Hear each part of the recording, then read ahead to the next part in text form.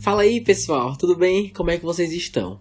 Para quem ainda não me conhece, me chamo Lucas Ribeiro e está começando agora o episódio da semana do podcast Sessão às 6. Dessa vez falaremos sobre o Esquadrão Suicida, ou The Suicide Squad, o último live action da DC de 2021. Tava bem ansioso para ver como seria o resultado final e finalmente posso compartilhar minhas impressões com vocês. E vale lembrar que essa primeira parte não tem spoilers, beleza? Vou me basear nos trailers, posters, enfim, o que já foi divulgado do material promocional. E a segunda parte é completamente com spoilers, para aprofundar alguns comentários. Então vamos começar, como sempre, com a sinopse.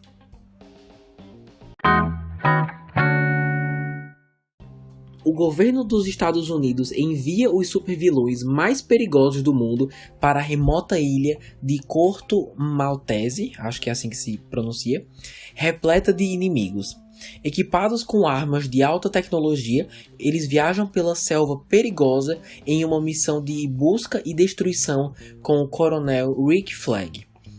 É dirigido e escrito por James Gunn e é baseado nos quadrinhos da DC.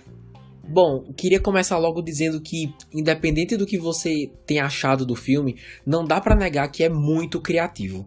Mesmo sendo baseado numa história já existente nos quadrinhos, se você me dissesse que tem um filme com personagens chamados Bolinha, Caça-Ratos, Sanguinário, eu diria que você tá ficando louco. Mas ver sendo posto em prática é bem impressionante e realmente mostra que o ser humano não tem limite para a criatividade. Porque, não vou mentir, parece ridículo, mas funciona. A criatividade do James Gunn tá espalhada em diversos pontos. Entre eles temos o roteiro, que, uma vez estabelecido o grupo central da história, consegue realizar a difícil tarefa de aprofundar, nem que seja um pouco, cada um deles. Sempre que um filme ou série tem muitos personagens, é muito fácil isso acabar sendo um problema, pelo fato do diretor não saber o que fazer com todos eles. Mas no geral eu diria que são bem utilizados, e um fator que ajudou 100% nisso foi levar o título do filme muito a sério. Porque, pra quem não viu, se você vai assistir um filme chamado O Esquadrão Suicida, espere muitas mortes. E é exatamente isso que acontece. O fato de muitos personagens estarem à disposição de James Gunn faz com que ele tome a liberdade de levar esse termo mais a sério. E mostrar também que qualquer um pode morrer nessa missão. E com isso digo também que é um filme bem violento. Se você for assistir no cinema, tenha certeza que tá indo com alguém que saiba disso ou que não se importe, porque é uma característica bem marcante na narrativa. E sabe uma coisa que eu não esperava? Fiquei surpreso no quão político esse filme é. Há muitos diálogos sobre estratégia política, conflitos de interesses, concentração de poder. Bem legal, realmente não esperava. Ah, e uma última coisa é que, e até onde eu sei, isso é uma característica das obras desse diretor, né, de destacar muito o humor, e pelo menos pra mim, a grande maioria das piadas não eram engraçadas. Eu sinto que isso aí foi um esforço a mais que foi feito. Se eu tivesse no seu lugar, pessoalmente, ou não precisava, ou eu teria feito diferente, sabe? Mas vai de cada um, óbvio. Mas quero falar mais sobre isso daqui a pouco. Mas, como falei da questão da violência há pouco tempo, queria trazer rapidamente uma comparação e depois até saber a opinião de vocês. Porque nos Estados Unidos, a classificação de O Esquadrão Suicida é o que eles chamam de R-rated, ou seja, classificação de 18 anos. E é curioso que aqui no Brasil eu chequei e é 16.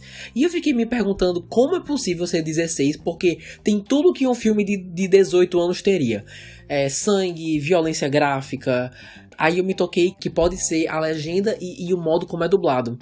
Não sei se vocês já repararam nisso, mas é super comum quando a legenda, por exemplo, aparece, nem sempre os palavrões são traduzidos.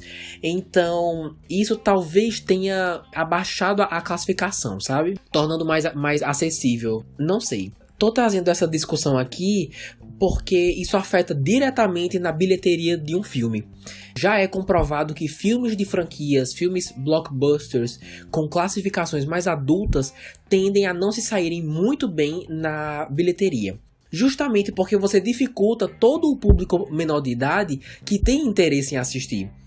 Claro que há exceções, né? O filme do Coringa, por exemplo, arrecadou mais de $1 bilhão, mas aqui no Esquadrão Suicida, você ficar oscilando entre o bobo com o explícito acaba fazendo com que a classificação de 18 anos seja necessária em algumas cenas, mas não essencial no filme. E se o caso fosse outro, a bilheteria não estaria abaixo do esperado, né? Que é o que nós vamos discutir mais à frente. Mas só para deixar claro, fazer algumas alterações não significa tornar o filme mais infantil. Tem milhares de formas de você inserir conteúdo adulto sem precisar mostrar explicitamente. E sobre a violência, em várias cenas é usada de forma justa para mostrar realisticamente o que aconteceria se tudo isso fosse verdade. E quando isso acontece, é bem feito, foram bem usadas nesses pontos, mas tem outros que eu senti que foi só porque o James Gunn podia fazer. Não quer dizer que precisava ser mostrado, mas essa é apenas minha opinião. E por falar no próprio, né, o diretor James Gunn, para quem aí não sabe, foi também diretor dos 2 filmes dos Guardiões da Galáxia e será também do terceiro filme, que já está confirmado para 2023. E se você acompanha aí os acontecimentos de Hollywood, sabe que houve uma grande polêmica envolvendo o seu nome, e por mais que eu esteja tentado a dar uma contextualização geral sobre e o que isso significa para a sua carreira, percebi que ia tomar muito tempo e de um podcast que já tem muita coisa a ser dita. Mas destaco ele justamente porque a marca Esquadrão Suicida, mesmo eu conhecendo muito pouco dos quadrinhos, combina muito, se encaixa muito bem com o que ele já produziu antes. O melhor exemplo disso são os Guardiões da Galáxia, e eu tenho que admitir que é um filme muito bem dirigido. Até então eu tenho ainda, eu acho, dificuldade em perceber quando que o diretor é bom ou não. Quais são os pontos que eu preciso analisar para chegar em uma conclusão sobre isso.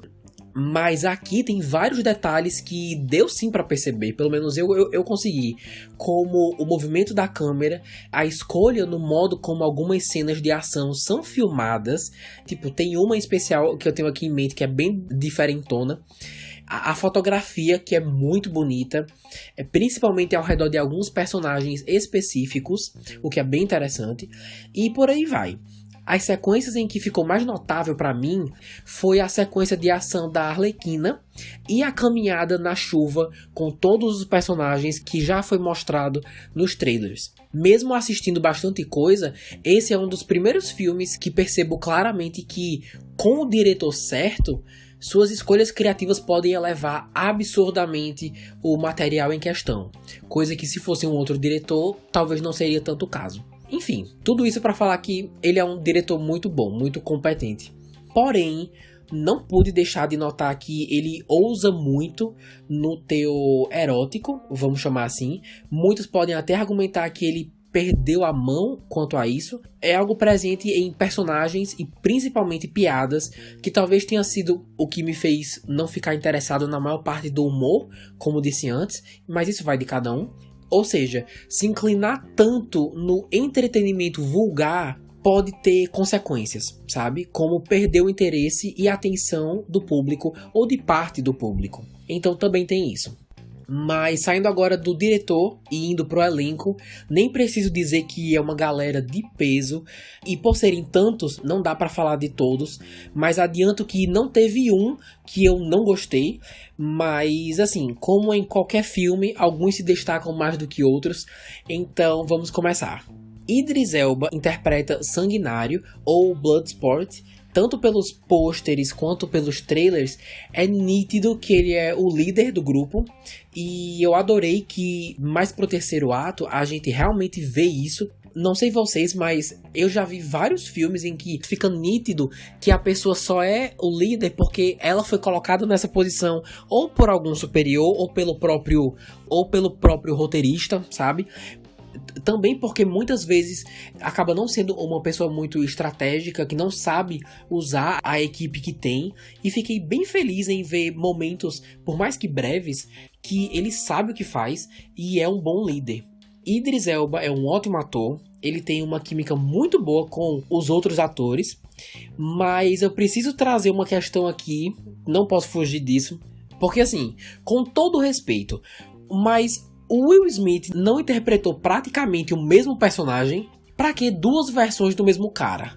No Esquadrão Suicida de 2016, o personagem do Will Smith foi o pistoleiro, alguém super treinado e que conhece todas as armas, que sabe como usar, é excelente na mira, um ótimo agente. E é esse exatamente o mesmo perfil do Sanguinário, que é o personagem do Idris Elba nesse filme, sabe? Então, não entendo a necessidade de fragmentar a mesma pessoa, mas com certeza deve ter algum fã aí dizendo: ah, Lucas, mas eles são super diferentes. Cara, não são não. Pelo menos nos filmes, né? E confesso que, por conhecer muito pouco desse esquadrão nos quadrinhos, quase todos os personagens eram novos pra mim, nunca tinha os visto antes, mas sobre ele é isso, foi mais a partir do segundo, terceiro ato que foi me conquistando e se provou um bom líder, não porque o colocaram naquele posto, mas porque no fim das contas sabia o que estava fazendo. E também, né, personagens competentes são sempre bem-vindos. Mas não é meu favorito. Essa aí é a Daniela Melchior, atriz portuguesa, que faz a Caça-Ratos 2, ou Ratcatcher 2. Me conquistou demais, demais. É tão carismática e genuinamente do bem. Literalmente a definição de uma boa pessoa. Inclusive, eu juro a vocês, chegou uma hora em que eu fiquei pensando: minha filha, por que você tá andando com esse povo, sabe? Vai embora, porque ela tem uma vibe tão diferente do resto que parece que ela tá no grupo errado. Mas assim, eu vejo isso como uma coisa positiva, porque ela agrega demais à equipe. E também, principalmente, o modo como o filme tornou ratos, que tem uma fama, né, de serem nojentos e asquerosos, seres mais simpáticos, seja por serem bons ajudantes ou pela moral. Sim, eu repito, a moral que eles trazem para a história é a cereja do bolo, justamente por eles estarem tão relacionados com a sua vida e o seu passado. Espero muito vê-la nos próximos projetos. Tá bom, seguindo agora com uma dupla, Tubarão Rei ou King Shark, com a voz do icônico Sylvester Stallone, e Arlequina, ou Harley Quinn, interpretada por Margot Robbie. É o seguinte, como a Warner oferece diferentes interpretações simultaneamente dos mesmos personagens da DC, temos filmes em live action, filmes animados, as séries. Como consequência disso, você tem uma fragmentação da fanbase, né? Porque, inclusive, isso é muito comum encontrar por aí na internet. Por exemplo, um prefere e só defende o Coringa do Heath Ledger. O outro só o Batman do Ben Affleck. Ao invés de só ver uma versão e o público apoiar a existência de uma única pessoa, sabe? Parecido com o que eu disse sobre o Idris Elba e o Will Smith. E por que eu tô falando isso? Porque, na minha opinião, as versões da Harley e do King Shark da série animada da Arlequina são superiores à versão desse filme.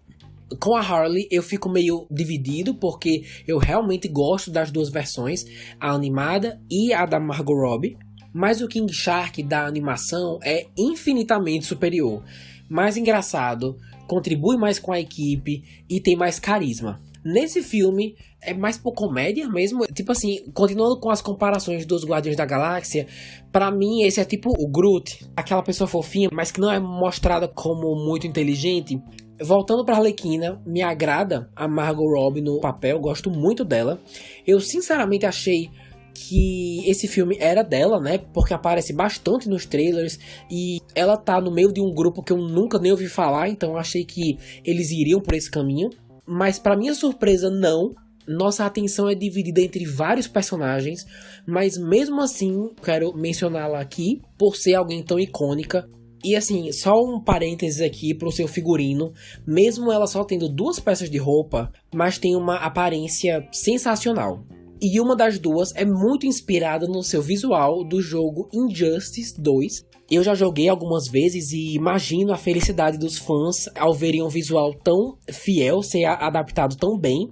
É um detalhe simples, mas para quem acompanha faz uma diferença. E mais uma vez eu dou crédito ao James Gunn por ter tido a coragem de dar uma nova cara para Arlequina, porque desde que foi introduzida no primeiro Esquadrão Suicida, eu sinto que ninguém avançou muito a personagem. Visualmente falando, eu quero dizer. Assim, eu sei que o seu figurino em Aves de Rapina é muito bom, no caso, figurinos, no plural, mas no quesito escolhas criativas que empurram a personagem para uma nova etapa, foi o James Gunn. Então, parabéns pela ousadia, porque é uma personagem muito difícil de adaptar, e eu achei muito bem feito. Ok, a próxima e última dupla é Bolinhas, ou Polka Dot Man, interpretado pelo ator David Dastmalchian, acho que é assim, e Pacifista, ou Peacemaker, interpretado pelo John Cena. Eu tava gostando do Peacemaker até chegar a um certo ponto que me fez perder o interesse por ele, mas dou crédito pro John Cena por ter feito um bom trabalho com esse papel, porque não é fácil dar dignidade a alguém com um uniforme daqueles, principalmente o capacete. Normalmente tenho dito aqui nos podcasts que adaptar um uniforme dos quadrinhos, por exemplo, é a melhor opção, porque esses personagens são de décadas atrás, né? Eles foram criados há muito tempo. E isso vale tanto para a Marvel quanto para a DC. Mas nesse filme especificamente, se tem uma coisa que eu aprendi, é que o brega e o não ser levado muito a sério é a marca do Esquadrão Suicida. Então, cai muito bem. Sobre o Polka Dot Man, eu falo um pouquinho mais sobre ele na parte com spoilers. Bom, de acordo com o site Box Office, olha, já vou logo avisando que minha voz está começando a falhar, então aguentem aí comigo, mas bora lá. De acordo com o site Box Office Mojo, o filme custou aproximadamente 185 milhões de dólares para ser feito, e até agora, que já passou pouco mais de uma semana desde o lançamento, arrecadou mundialmente 71 milhões de dólares até o momento. Os números esperados eram bem maiores, e isso preocupa não só a Warner, mas Hollywood em si, que esperava um retorno aí triunfal do público de volta aos cinemas, mas até agora não foi isso que aconteceu. E é nesse momento que eu fico pensando naquilo, sabe, da classificação indicativa. Como seriam os números se a classificação fosse diferente, sabe? Será que faria tanta diferença assim? Nunca vamos saber. E pelo que eu entendi, esse valor aí, 71 milhões, não conta com os números do HBO Max. Enquanto nos Estados Unidos você tem aquele lançamento simultâneo nos cinemas e no HBO Max, aqui no Brasil, aparentemente, isso não se aplica, não sei porquê, mas de acordo com o site do Adoro Cinema, aqui só vai estar disponível na HBO 35 dias após o lançamento nos cinemas, ou seja, dia 9 de setembro o filme é lançado sem custo adicional na plataforma. Também é válido lembrar que há duas cenas pós-créditos, beleza? A primeira é literalmente assim que o filme termina, então nem chega a ser pós-créditos. E a segunda realmente é lá no fim, e essa sim vale a pena conferir por estar levemente relacionada ao próximo projeto da DC. E por falar em conectar com futuros projetos, nunca é demais enfatizar esse questionamento, né? Que é, pra que fazer todos esses filmes e não construir nada? Eu vi um comentário há uns dias atrás e assim que eu vi pensei, é isso, preciso trazer para o podcast. E basicamente dizia que a DC é um serviço à la carte, ou seja, você pode consumir, entre aspas, o que você quiser que não vai afetar os outros filmes. E isso é muito verdade. Ok que nesse modelo há prós e contras, certo? Preciso ser justo, porque também permitiu o surgimento de filmes sensacionais, né? Mas não ter quase nenhuma continuidade, na minha opinião, é um desperdício enorme. Tanto que a gente talvez nem veja mais a maioria desses personagens novamente, justamente por causa disso. Porque é tudo solto, sabe? Então, assim, criar uma continuidade seria uma coisa, assim, sensacional. Enfim, ficamos no aguardo. Bom, o Esquadrão Suicida de 2021 é colorido, muito ousado, com uma história louca envolvendo política, violência, vilões e uma grande estrela do mar. E assisti 2 vezes. E fico muito feliz por ter feito isso, porque da primeira eu tinha gostado, mas não me conquistou. Algumas coisas achei mais ou menos, mas da segunda vez, assistindo com mais calma, entendendo melhor a parte política, a lógica, me agradou bem mais, de verdade. Então, assim, não é o melhor filme que a DC já fez, na minha opinião, mas se eu fizesse uma lista assim com um top 10, provavelmente estaria nela sim. É uma obra divertida, que brinca com a seriedade da própria situação, ao mesmo tempo em que se esforça para desenvolver personagens bem interessantes e que eu espero vê-los novamente. Se você é fã da DC, já deve ter assistido, né? O que achou? Se não, por que não? Vi que na internet, como é típico, né? Tá super dividida. Para alguns, é o que a Warner deveria ter feito há muito tempo, dando assim um espaço criativo adequado para um diretor fazer o que quiser dentro desse mundo, enquanto outros acham assim uma abominação. Então, o que você acha? Escreve um comentário lá no post do Esquadrão Suicida, é lá no Instagram, @sessãoas6. Espero muito te ver lá e trocar uma ideia. E é assim que chegamos ao fim da parte 1. Se você não quer receber spoilers, melhor parar por aqui. E caso faça isso, obrigado por escutar. Compartilhe esse podcast com quem você conhece, que também assistiu ao filme. E é isso, bora lá para a segunda parte. Olha, eu nem tenho tanta coisa pra falar assim, sendo bem sincero, mas começo trazendo meus pontos altos e baixos da história. Então, pontos baixos. Tirando as piadas sexuais, sabe uma coisa que eu achei bem mais ou menos? Aquele rolê lá da Arlequina com o presidente de Corto Maltese. E assistindo pela segunda vez, eu entendi melhor que o tempo investido nisso tem um certo impacto na história, sim, porque ela eventualmente mata ele, né, que é capturada e tem aquela cena de fuga massa e por aí vai, beleza. Mas minha primeira impressão foi que o filme, que já tem muita gente, sem brincadeira, personagem pra caramba, parou a história inteira pra Arlequina e aquele cara ficarem namorando, sabe? Chegou um ponto que eu até tava pensando, o que será que os outros personagens estão fazendo? Entendo o propósito da interação entre eles, mas achei muito separado do resto da história. Ah, e uma dúvida que até agora eu não tirei com ninguém e eu queria saber. Quando o presidente diz que ele adora a Arlequina porque, abre aspas, seu fogo e rebeldia ao enfrentar a opressão americana é algo que meu país todo aspira, fecha aspas. O que exatamente isso quer dizer? Em que filme ela enfrentou a opressão americana?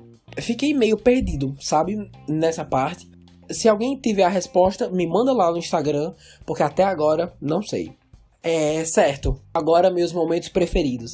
A sequência da Arlequina escapando da prisão, muito bom. Agora, como militares treinados e armados conseguem perder para uma pessoa com uma vara, aí eu não sei. Mas nessas horas a gente não questiona, né? Só segue. A arquitetura do lugar deu uma ajudada também, né? Aquela sala circular com os militares vindo de todas as direções e ela girando com o vestido vermelho. Quando aquelas flores 2D ou 3D, sei lá, apareceram, sensacional. Assim, parabéns James Gunn, parabéns. Mesmo a sequência quase toda estando nos trailers, ainda surpreendeu e é um ponto alto, com certeza. Outro ponto alto foi o grupo todo junto, enfrentando o Starro, né? Aquela estrela gigante. No fim, eu adorei o grupinho, todo mundo. Nem foi uma cena tão longa quanto deveria, mas pra mim foi um ponto alto. E se eu não me engano, não lembro quem foi, mas alguém disse tipo... Ah, salvamos a cidade, alguma coisa assim. Alguém mencionou em uma frase que ajudou a salvar a cidade e tudo mais. E no final, gente... A cidade inteira aos pedaços e todo mundo morto com aquela estrela na cara é irônico, sabe? Eu achei bem engraçado. Todo mundo não, vai. Porque aquele pessoal da Resistência lá, os amigos da personagem da Alice Braga, conseguiram tomar o poder de volta, né? Mas assim, eles que lutem pra limpar essa bagunça toda, porque a cidade terminou destruidíssima, porque pouca coisa não foi, viu? E ainda sobre isso, odiei que o Polka Dot Man, ou Bolinha, foi morto. Eu achei interessante que a mãe dele tinha uma obsessão em transformar seus filhos em super-heróis e a ironia dele acabar em um time cheio de vilões.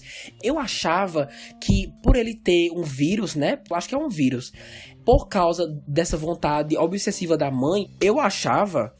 Por causa disso, ele tinha uma aversão a super-heróis, ou querer ser super-herói. E as últimas palavras dele, o que eu achei até o meio poético, que as últimas palavras dele foi ele gritando de felicidade que ele finalmente era um super-herói. Enquanto eu achava que ele tinha um desgosto aos super-heróis, nos momentos finais de sua vida eu vi que foi justamente o contrário. Ele estava finalmente querendo ser o que ele queria ser, um super-herói. E assim, eu achei isso bem interessante. Odiei que ele morreu. Mas beleza, agora indo para as duas cenas pós-créditos. A primeira é bem descartável, só pra mostrar que aquela doninha do demônio lá tá viva. Eu achei engraçado que ela morreu, entre aspas, nos primeiros 5 minutos. Porque, tipo, assim, eu já sabia que uma galera ia morrer, né? Pelo próprio nome do filme. Mas eu imaginei assim, durante uma grande batalha, sei lá. Aí a primeira morte do filme, porque esse bicho não sabia nadar, eu achei irônico, sabe? Comparado às minhas expectativas. Foi besta, mas eu gostei. E eu adorei que foi ele logo, porque eu odeio esse bicho. Toda vez que aparecia me dava agonia. Mas agora sabemos que ele sobreviveu, né? E tá na ilha lá, e não tenho ideia se nós o veremos de novo. Mas se saiu do filme vivo, já é alguma coisa. Bom, a segunda cena, como falei antes, é bem no final mesmo, revelando que, de alguma forma absurda, que eu desconheço, Peacemaker, personagem do John Cena, sobreviveu. Tá hospitalizado e já com uma missão aí pra salvar o mundo esperando ele. E com certeza esse é o gancho para a sua série no HBO Max, que já foi confirmada pela Warner, inclusive já foi gravada também. É do James Gunn e tem previsão para lançar no primeiro semestre de 2022. Eu achei a mentalidade do personagem muito intrigante, o fato de acreditar que a paz só pode ser estabelecida através da guerra e morte. Eu pessoalmente achei isso bem hipócrita. Eles nunca fizeram nada com isso aqui nesse filme, então espero que seja mais explorado nessa série, porque, mais uma vez, é intrigante. E torço também para que mais personagens do filme apareçam nessa série, porque ia ser o máximo. Mas vocês aí, tem algum personagem preferido? Se sim, quem? Eu por acaso esqueci de comentar alguma coisa importante? Vocês concordam com o que foi dito ou discordam? Tudo isso vocês podem comentar lá no @sessãoas6, que eu gosto muito de saber o que vocês acharam dos filmes e séries que eu trago aqui pro podcast. E, por favor, manda essa edição para algum amigo que curte a DC, que esse episódio deu um trabalhozinho para ser feito, então ia me ajudar demais. Vamos crescer aí o número de ouvintes. E assim, meus amigos, vamos chegando ao final de mais uma edição. Se você escutou até aqui, muito obrigado. E semana que vem voltamos com mais análises sobre produções audiovisuais, beleza?